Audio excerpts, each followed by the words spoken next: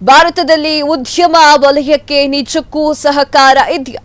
ಉದ್ಯಮಿ ವಿಜಯ್ ಮಲ್ಯ ಪ್ರಕಾರ ಖಂಡಿತವಾಗಿಯೂ ಇಲ್ಲ. ಭಾರತದಲ್ಲಿ ಬಿಸಿನೆಸ್ ಮಾಡುವುದು ಅಷ್ಟೊಂದು ಸುಲಭ ಮಾತಲ್ಲ.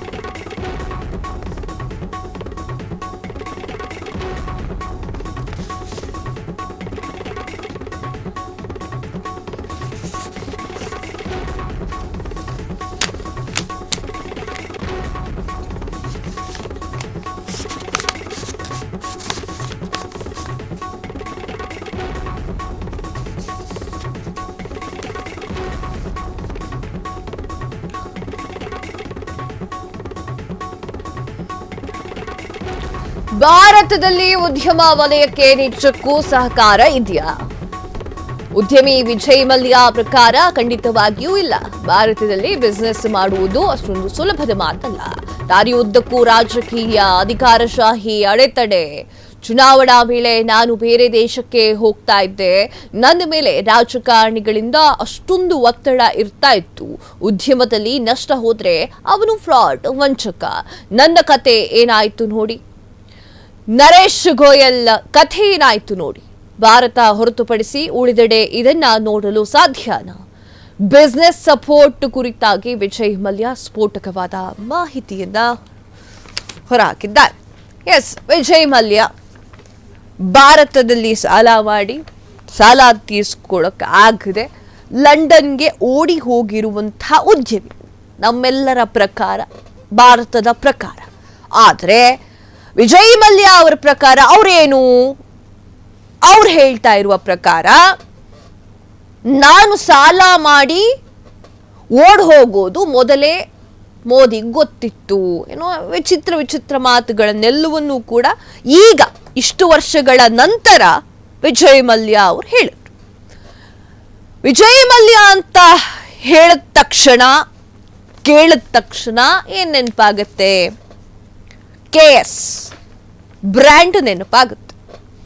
ತದಾದ ನಂತರ RCB ಮಾಲೀಕತ್ವವನ್ನು ವಹಿಸಿಕೊಂಡಿರುವಂತಹ ವಿಜಯ್ ಮಲ್ಯ ಅಂತ ನೆನಪಾಗುತ್ತೆ. ಈಗ ಅವರು ಒಂದು ಸ್ಫೋಟಕ ಮಾಹಿತಿಯನ್ನ ಹೊರಬಿಟ್ಟಿದ್ದಾರೆ. ಯಾವುದಾ ಸ್ಫೋಟಕ ಮಾಹಿತಿ? ಒಂದು ಸಂದರ್ಶನದಲ್ಲಿ ಮಾತನಾಡ್ತಾ ಇರಬೇಕಾದ್ರೆ ಭಾರತದ ಬಗ್ಗೆ ಮಾತನಾಡಿರುವಂತಹ ಭಾರತದಿಂದ ಓಡಿ ಹೋಗಿರುವಂತಹ ವಿಜಯ್ ಮಲ್ಯ, ಭಾರತದಲ್ಲಿ ಬಿಸಿನೆಸ್ ಮಾಡುವುದು ಅಷ್ಟೊಂದು ಸುಲಭ ಅಂತ ಅನ್ಕೊಂಡಿದ್ದೀರಾ ನೀವು? ದಾರಿ ಉದ್ದಕ್ಕೂ ರಾಜಕೀಯ ಇರುತ್ತೆ, ಅಧಿಕಾರಶಾಹಿ ಅಡೆತಡೆಗಳಿರುತ್ತೆ. ಚುನಾವಣೆಯ ವೇಳೆ ನಾನು ಬೇರೆ ದೇಶಕ್ಕೆ ಓಡ್ ಹೋಗ್ತಾ ಇದ್ದೆ. ಯಾಕೆ ಹೋಗ್ತಾ ಇದ್ದೆ? ನನ್ನ ಮೇಲೆ ರಾಜಕಾರಣಿಗಳಿಂದ ಅಷ್ಟೊಂದು ಒತ್ತಡ ಇರ್ತಾ ಇತ್ತು. ಉದ್ಯಮದಲ್ಲಿ ನಷ್ಟ ಹೋದ್ರೆ ಅವರು ಫ್ರಾಡ್ ಅಂತಾರೆ, ವಂಚಕ ಅಂತಾರೆ. ನನ್ನ ಕತೆ ಏನಾಯ್ತು ನೋಡಿ. ನರೇಶ್ ಗೋಯಲ್ ಅವರ ಕತೆ ಏನಾಯ್ತು ನೋಡಿ. ಭಾರತ ಹೊರತುಪಡಿಸಿದ ಉಳಿದ ಕಡೆ ಇದನ್ನೆಲ್ಲ ನೋಡೋಕೆ ಸಾಧ್ಯನಾ? ಬಿಸಿನೆಸ್ ಸಪೋರ್ಟ್ ಕುರಿತಾಗಿ ವಿಜಯ್ ಮಲ್ಯ ಅವರು ಸ್ಫೋಟಕ ವಿಚಾರಗಳನ್ನ ಮಾತನಾಡ್ತಾ ಇದ್ದಾರೆ. ನನಗೊಂದು ಡೌಟ್ ಬರ್ತಾ ಇದೆ. ವಿಜಯ್ ಮಲ್ಯ ಅವರು ಇಷ್ಟು ವರ್ಷಗಳ ಕಾಲ ಸೈಲೆಂಟ್ ಆಗಿದ್ದು, ಇಷ್ಟು ವರ್ಷಗಳ ಕಾಲ ಎಲ್ಲೂ ಕಾಣಸಿಗದೆ, ಇಷ್ಟು ವರ್ಷಗಳ ಕಾಲ ಯಾರ ಬಳಿಯೂ ಸಂದರ್ಶನವನ್ನ ಕೊಡದೆ ಈಗ ಕೊಡ್ತಾ ಇರೋದಕ್ಕೆ ಕಾರಣ ಏನು? ಇದರಲ್ಲಿ ಒಳ ಅರ್ಥ ಏನಾದ್ರೂ ಇದೆಯಾ? ಭಾರತದ ಬಗ್ಗೆ ಮಾತನಾಡ್ತಾ ಇರುವಂತಹ ವಿಜಯ್ ಮಲ್ಯಾಗಿ ಇಷ್ಟು ವರ್ಷ ಇದನ್ನ ಯಾಕೆ ಮಾತಾಡದೆ ಸೈಲೆಂಟ್ ಆಗಿದ್ರು? ಚುನಾವಣೆಯ ವಿಚಾರವನ್ನ ಮಾತನಾಡ್ತಾ ಇರುವಂತಹ ವಿಜಯ್ ಮಲ್ಯ ಅವರು ಈಗ ಯಾಕೆ ಬಾಯಿ ಬಿಟ್ರು?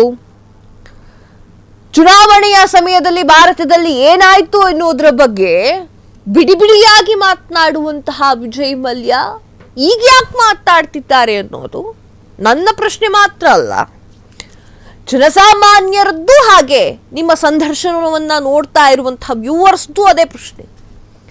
ರಾಜಕೀಯ ಒತ್ತಡ ಇರ್ತಿತ್ತು.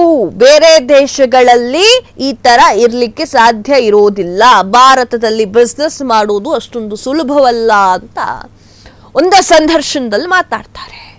ಅದೇ ಸಂದರ್ಶನದಲ್ಲಿ ನಾನು ಭಾರತ ಬಿಟ್ಟು ಹೋಗುವಂಥದ್ದು, ನಾನು ಭಾರತ ಬಿಟ್ಟು ಹೋಗ್ತಾ ಇದ್ದೀನಿ ಅಂದ್ರೆ ಓಡಿ ಹೋಗ್ತಾ ಇದ್ದೀನಿ ಅನ್ನೋದು ಮೋದಿಗೆ ಗೊತ್ತಿತ್ತು ಅಂತ ಹೇಳ್ತಾರೆ.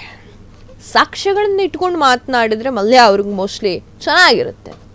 ಅದು ಬಿಟ್ಟು ಈಗ ಏಕಾಏಕಿ ಕಾಣಿಸಿಕೊಂಡು RCB ಗೆದ್ದ ಮೇಲೆ ಕಾಣಿಸಿಕೊಂಡು ಈ ರೀತಿ ಮಾತನಾಡುವುದು ಯಾಕೋ ಸರಿ ಬರೋ ತರ ಕಾಣಿಸ್ತಾ ಇಲ್ಲ. ಮತ್ತೇನ್ ಮಾತನಾಡಿದ್ದಾರೆ ಮಲ್ಯ?